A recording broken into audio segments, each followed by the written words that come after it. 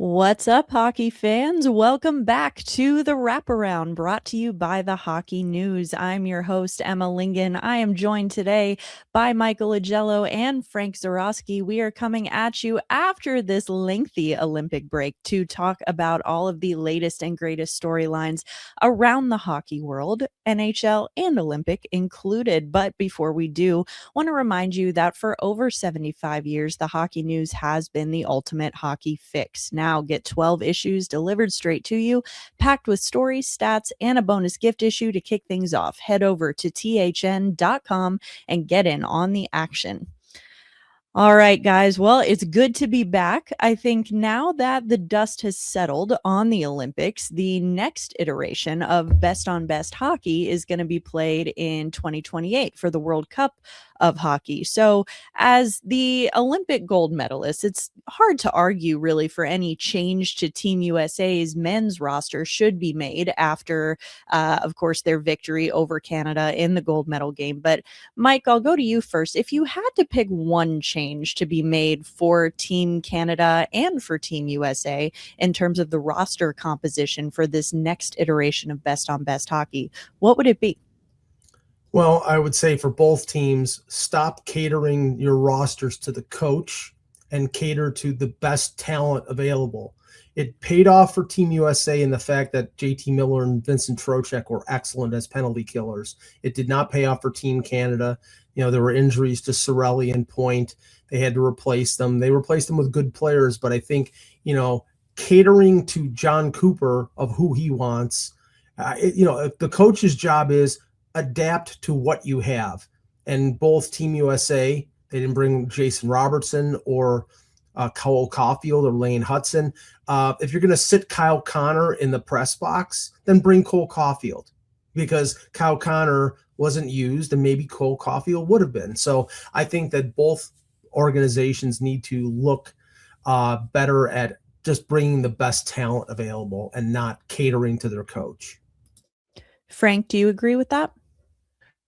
I was really surprised to see Kyle Connor sitting in the press box. Like you said, Mike, if you're going to just put Kyle Connor in the press box, then why not bring someone to replace him who can put the puck in the back of the net a little bit more, like Cole Caulfield? And yeah, I think more with the adaptation that you mentioned with regard to Coach Cooper, you hit the nail on the head. The coach's job is to take the talent there and mold it into something. We're not putting the tail isn't wagging the dog's wagging the tail. So I would agree, you just want to make it more about best available rather than coaching style. Well, of course, we know now that Connor McDavid and Macklin Celebrini, top two scorers in the entire Olympic tournament. There were a few European players, actually, who had exceptional performances and were right behind them in terms of points. In third place, you have Lucas Raymond with Sweden, 1 goal, 8 assists for 9 points in 5 games. Juraj Slafkovsky was next, 8 points, 4 goals, 4 assists in 6 games. And then Martin Necas for Czechia, 5 games, had 8 points, 3 goals, and 5 assists. So, Mike, does it surprise you that any of these players are on this list? And which player impressed you the most in this tournament? I'm a little surprised that Raymond was the leading scorer of Sweden with the firepower that they had, but I think Nylander was expected to be the leader, but he came into the tournament injured, and they didn't practice him, so I think he was not at 100%.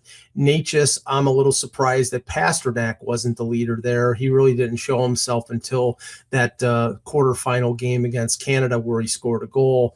Slafkovsky, as we're going to probably talk about a little later, I mean, I expected him to be the dominant player for Slovakia because Slovakia is not a very deep roster, but they do have some top-end talent. So he's the one that was least surprising and the one that impressed me the most. Frank, anyone stick out to you in terms of maybe surprise performances at the Olympics? I really liked Slafkovsky. Just the way that he handled himself. He really, I would call this his ascent into stardom. Back when he was drafted, there was the whole Shane Wright buzz. Did Montreal make the right decision? And I think, people in Montreal, especially after what he was able to do last season, they knew they made the right decision, but this was more of his launching pad to the rest of the hockey world that said, not only am I one of the best young forwards out there, but now I deserve to be on a national team and am not only on the national team, but leading the national team. And that was really impressive for me. I also thought that he played a pretty disciplined game for Slovakia, especially given the totality of circumstances on the Slovak team. Well, the Slovakian team obviously was one that I think as a whole outperformed expectations at the Olympics. And after they won bronze in Beijing in 2022, they placed fourth in this best on best tournament. Of course, they lost the bronze medal game to Finland. Slavkovsky was the MVP at the 2022 Olympics after he scored 7 goals and had another great showing. But this year, St. Louis Blues rookie Dalibor Dvorsky had 6 points. It's the most ever by an NHL rookie in a single Olympic tournament. Simon Nemec finished with 2 assists. He logged big minutes as the team's top defenseman as well. So considering how Slovakia has performed not just this year, but at the last 2 Olympics, Mike, looking at the talent they have, do you think that they could end up being a force on the international stage for the foreseeable future rather than just this like pesky little, scrappy team that just never seems to go away? Well, it would depend on whether more Slovakian players come through over the next few years. I know Nemec's younger brother is playing in the OHL right now, and he's a 2026 draft pick, probably picked in the lower first or maybe high second round. But, you've got the top end talent like Nemec, like Slavkovsky, as you mentioned. But the problem is there were only 6 NHLers on that roster. And, gone are the days of Zdeno Chara. So, they're really going to have to bring more players to the NHL. And if they are, then that doesn't exactly mean it's the pathway to success. But I think the more quality players you have, the deeper the lineup you have, the better chance you have of having international success.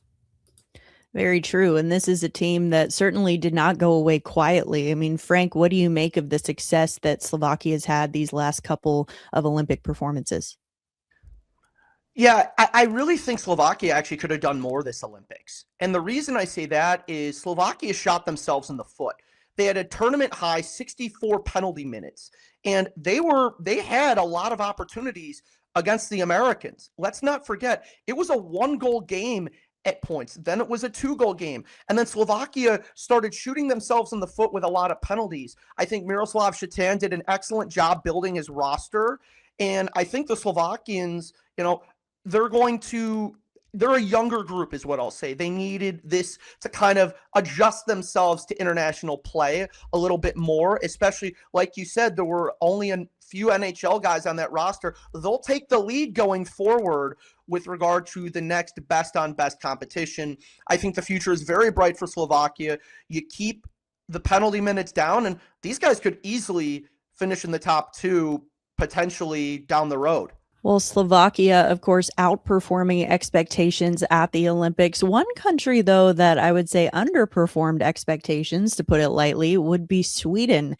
A major storyline that came out of these Olympics for Sweden was how their head coach, Sam Hallam, deployed his players. He was limiting ice time for some of their most impactful players, guys like Rasmus Dahlin, guys like Philip Forsberg, guys who we thought we would be seeing quite a bit more of on the Olympic ice. Forsberg was often dressed as the 13th forward. A lot of times you didn't even see him until the 3rd period of a game. And Dahlin didn't end up taking a shift in overtime against the USA in the game that ended the tournament for Sweden. So since returning back to their NHL teams, Forsberg said that he was, quote, surprised by how things were managed.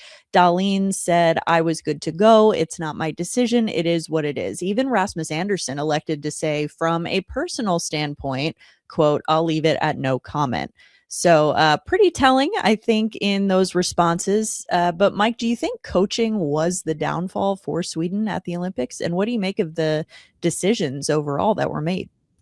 The decisions made by Hallam were stunningly awful. I mean, playing Oliver Ekman Larsson as the 7th defenseman in the first game and then playing him no minutes. It's, the advantage for some of these coaches was having 13 forwards and 7 defensemen, and he didn't utilize that. He did that with Forsberg as well. He played Pontus Holmberg, but he doesn't play Philip Forsberg, who's one of the most talented offensive forwards in the league.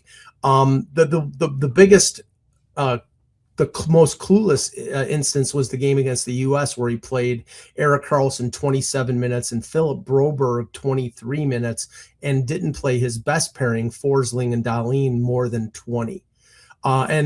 Injured Victor Hedman was sitting as the 7th defenseman playing nothing because he couldn't play instead of Rasmus Andersson, who was healthy. Absolutely clueless, but I don't understand why he was coach based on those decisions. Yeah, the decisions made by Sweden's coaching staff were really just head scratchers, to say the least, Frank. I mean, it seemed like the players agreed with that, even if maybe they said it in a more diplomatic way. But what do you make of the decisions that were made? Do you think coaching was the downfall for Sweden at the Olympics? There's the old saying, you can lead a horse to water, but you can't make them drink it. And that's exactly what happened with Sweden. You've got guys like Bratt, Eriksson Ek, Hedman, Zibanejad. Yes, some of those guys were a little injured. Plus Dahlin and Forsberg. I mean, if you play with those guys and you're not putting out top-end NHL talent in an overtime game against what we now found out was the best team at the Olympics, I mean, that just is pure bewilderment on my part. So the players are ready. The team is ready, but it felt like there was a real disconnect between what the coaching staff's vision for the team was and what the players were expecting that vision to be. So I was really surprised, especially with the Dahlin not getting a shift in overtime. That really was the proverbial straw that broke the camel's back in my mind.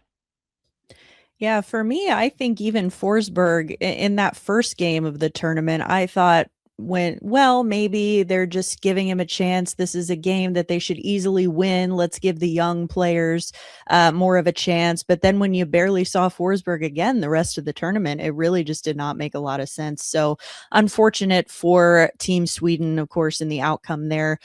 While the Olympics were going on and the NHL was on a break, NCAA hockey still happening. Gavin McKenna, we got to talk about him. He had a dominant offensive weekend against Ohio State. He put together 10 points in 2 games. So that includes an 8-point performance with a goal and 7 assists on Friday. So since returning from the World Juniors, McKenna has 25 points in 12 games with Penn State. He's also had some off-ice issues that are worth mentioning as well. While many have considered Ivar Stenberg from Sweden as someone who has pushed or maybe even taken over McKenna as the top prospect in the upcoming draft, Mike, do you think that this second half push, despite any off-ice issues, might have solidified Stenberg, or might have solidified McKenna rather, as the consensus number 1 pick? I think that the fact that he could do the Conor McGregor dance after he had this 7th assist in that game, I think that will make him even more attractive as a potential number 1 overall pick. I mean, I've never bought into the fact that Stenberg was going to supersede him as the top prospect. It's sort of like Patrick Laine was going to be better than Austin Matthews when Toronto had the first pick about a decade ago. What he has done in the second half since the World Juniors has been amazing. And with the distraction and everything that happened off the ice, that, has, while the subject matter came out, the charges got lowered. So I think that the circumstances will not be a distraction. And some people in NHL circles said the way what happened might amplify his NHL credibility. So I think he's the number 1 pick. It's going to be in Buffalo. I'll mark it down, and I'll be enjoying watching that happen at the arena. All right. Well, Mike's calling it. McKenna still going number 1 overall. Frank, do you agree? 1000% yes. And, when you're coming from the Western Hockey League is arguably the best junior hockey league in the world. I would say that it absolutely is. I mean, we've seen, if we have McKenna go 1, it'll be 2 top overall picks in the past 5 years with Bedard and McKenna going in the top slot of their respective drafts. But I mentioned this before on the wraparound before, guys. You're coming from a league where you absolutely dominated. And for lack of a better term, you didn't have to put in all of the intensity that you're going to have to at college in the college level. And plus, you're playing against people your own age or younger. In McKenna's case, he's in the college level. He's playing against older guys, some guys who have transferred in from ECHL or AHL programs. Let's not forget the NIL thing has made college hockey kind of the Wild West in a certain respect. But I really like what I'm seeing from McKenna. And specifically, I knew that he so to speak, had his swagger back after his Conor McGregor celebration, with the shaking of the arms that Brad Marchand did a few years ago when he was in Boston. And that kind of swagger, that poise, that moxie that we see from seasoned NHL players, McKenna's got his swagger back, and he's finally been able to really crack the code of the NCAA in terms of what he's able to produce. Yeah, he started a little slow.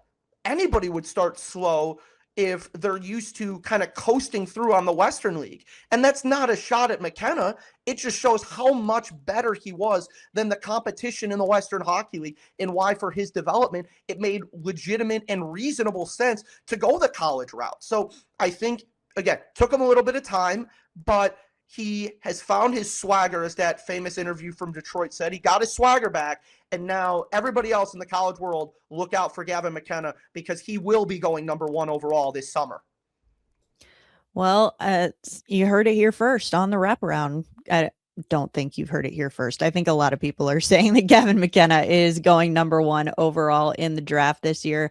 Of course, the NHL is returning on Wednesday. They've got a very condensed schedule ahead. So, Mike, as we look to sort of the final stretch of the season here, what is a storyline that you're most excited to follow?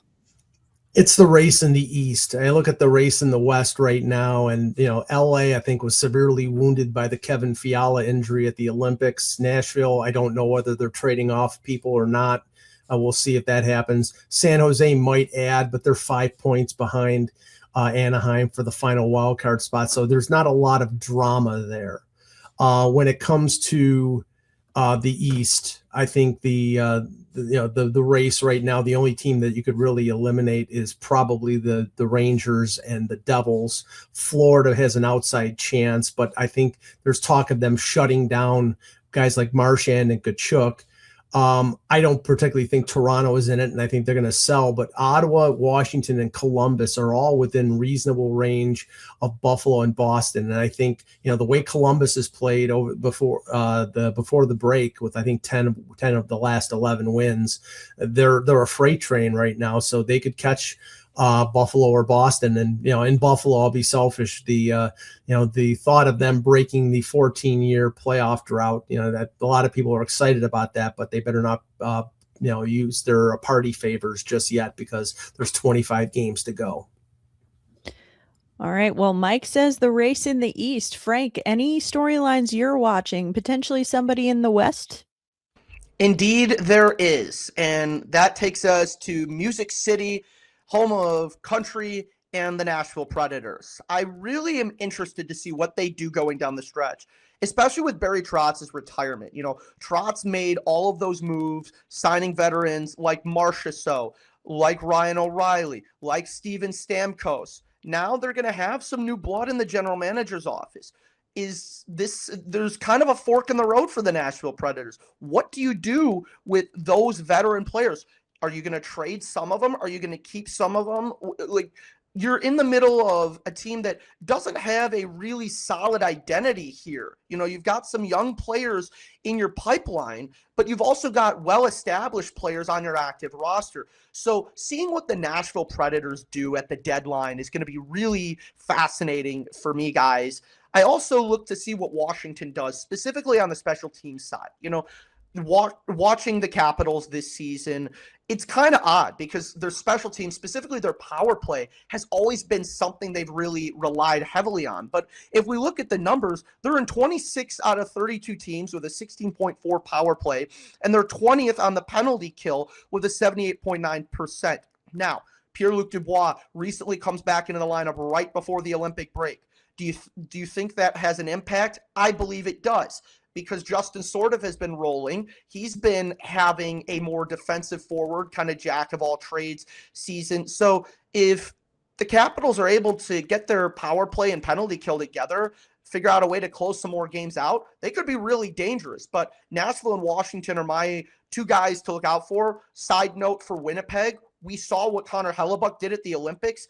Winnipeg, barring a minor miracle, will not make the playoffs this season. So I'd like to see how Winnipeg kind of builds around Hellebuck, saying, hey, you were able to do this at the Olympics. Let's see what you can do when you get a full group of young players and kind of take some of that load off of you. So Washington, Nashville, and a little bit of Winnipeg for me. All right. Well, of course, the return of the NHL does mean the lift of the trade freeze, and we've already started to see some movement here on rosters. The Pittsburgh Penguins have already dealt Brett Kulak to the Colorado Avalanche in exchange for Sam Girard and a 2028 second-round pick. So Kulak, if you'll remember, began the year with the Edmonton Oilers. He was traded to Pittsburgh as part of the deal that sent Stuart Skinner to Pittsburgh and Tristan Jarry back to Edmonton. Girard, meanwhile, played 40 games for Colorado this season, averaged a little over 17 minutes of ice time per night, has scored 3 goals and added 9 assists. Mike, what do you think of this trade for either side? It's a very curious deal. I mean, Kulak makes significantly less than Girard. He makes $2.75 million. Girard makes $5 million. Girard has another year on his contract. That would lead me to believe that the second round pick was to take on that salary, although Pittsburgh's got a ton of cap space. So bringing on another $5 million player with a lot of rentals that they have makes sense for Kyle Dubas. It also tells me that they were not going to re-sign Sam Girard. They extended Sam Malinsky on a long-term deal, and they have to worry about signing Cale Makar, although they were both at expiring contracts on the same year. I think it's a good move for Pittsburgh because it adds a guy who a player who has another year on his contract, and Kulak was basically, the Penguins were basically a halfway house for him. They got him from the Oilers and they were going to move him before the deadline, but they get an extra draft pick and they get a player who could help them in their playoff push. So I think it's a really good move for Kyle Dubas. Well, the Penguins get Girard. They also get another, just add to the collection, their ever-growing collection of draft picks. Frank, what do you make of the trade here for both sides? I think for Pittsburgh, it really keeps their options open. Obviously with Sidney Crosby sustaining the injury in the Olympics, his timetable is something we don't have. So you're allowing yourself to be flexible for the future while also understanding that should Crosby come back in a timely fashion, you're going to get a guy like Girard who can play more of a physical depth role while also being able to score. So for the Penguins, I really like this. Colorado, you get Kulak, and Colorado's in win-now mode. We all know what Kulak is capable of, so I'm not going to belabor that point. But shifting gears to the Penguins, they're in a really interesting, very, very interesting way about them. I mean, Evgeny Malkin's in the last year of his current contract. I mean, there's questions about whether he'll resign and where he'll be next season. And I think if you're Pittsburgh, you want to do something a lot like Washington did. You want to bring up a lot of young players while having your major core intact. Look what Washington did. They have Ovechkin, they have John Carlson, and they have Tom Wilson.